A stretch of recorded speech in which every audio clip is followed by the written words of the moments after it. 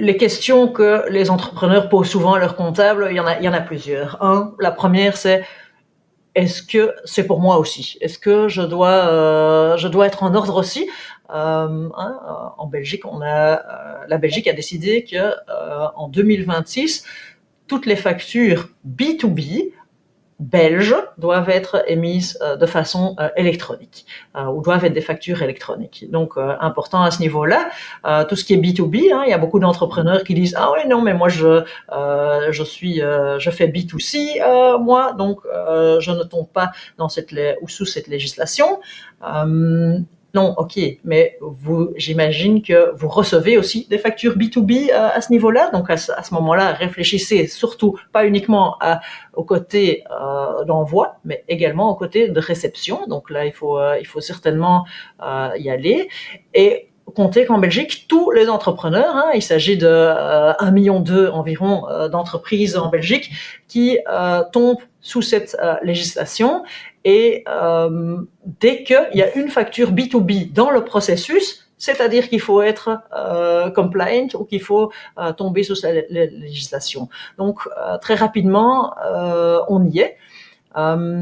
Il faut aussi réfléchir au fait que, bah oui, il y a pas mal de questions au niveau, bah oui, mais moi j'arrête dans 2 ans. Est-ce que je dois vraiment encore faire tous ces investissements, etc.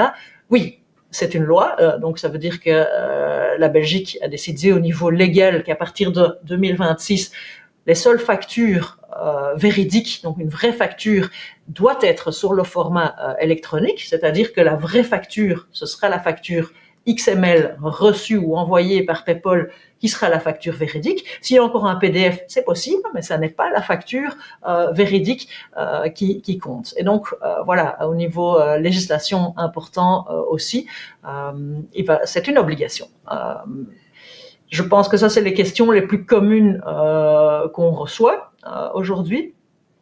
Et évidemment, oui, il y a au comptable est la personne idéale pour donner et conseiller à ce moment-là les entrepreneurs et pour se dire, ok, mais oui, évidemment, et je vais vous aider dans cette transition parce que c'est en effet une transition importante.